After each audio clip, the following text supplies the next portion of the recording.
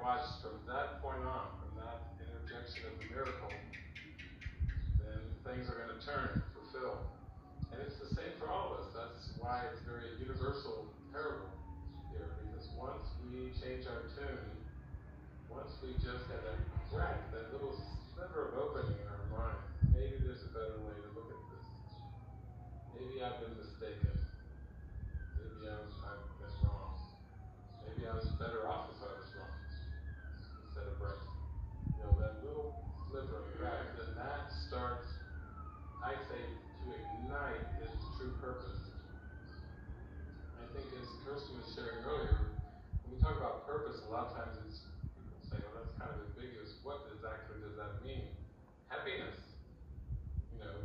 Oftentimes when we think of purpose, we want to associate some kind of form. Am I supposed to be writing or speaking or, blessing people, healing the sick, raising the dead?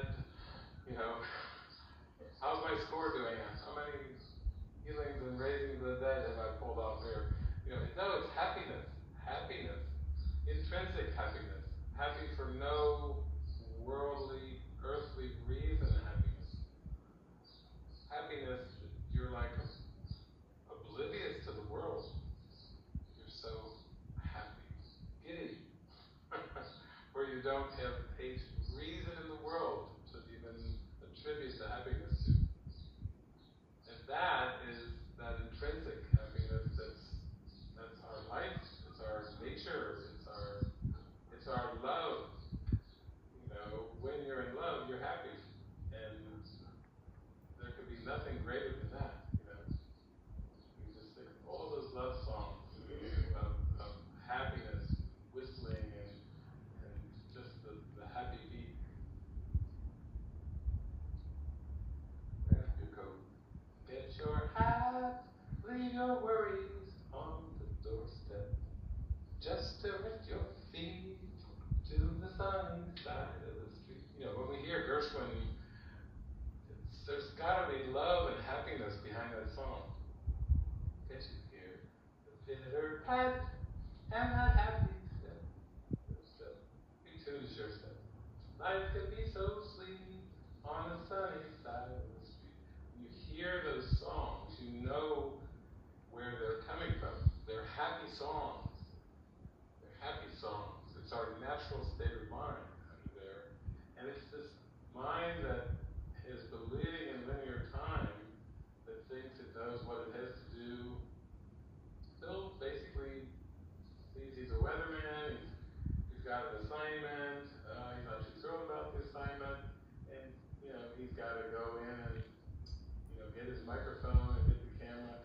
It just at some point just goes blah blah blah blah blah. He just it's what a lot of us have thought with some of the jobs that we've done in this world, right? Where you just go yada yada yada yada blah blah blah blah. You don't say it to the boss, because the boss is giving us the instructions, and we're right, and we're going blah blah in our mind. We're going blah blah blah blah blah blah. Like I can't hear it anymore. I can't hear it anymore. I don't want to do this. He doesn't really want this assignment, and that's what again is part of the classic thing. Is he's going out of obligation. He's going to Punxsutawney.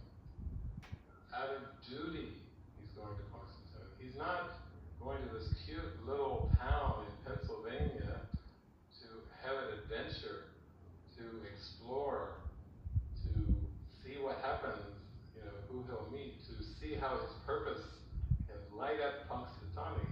He's actually going there with a chip on his shoulder because he doesn't really want to be there.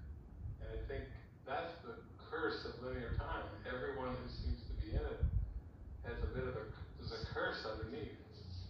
Like cursing.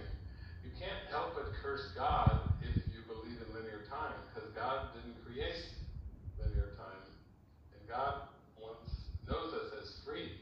We have free will in heaven, we're free beings, we're happy, joyful. And so there's some parts of the course where I'll see Jesus get on a roll, like he's ripping, what do they call it now? Riffing. Is it riffing? I gotta remember, keep up with all the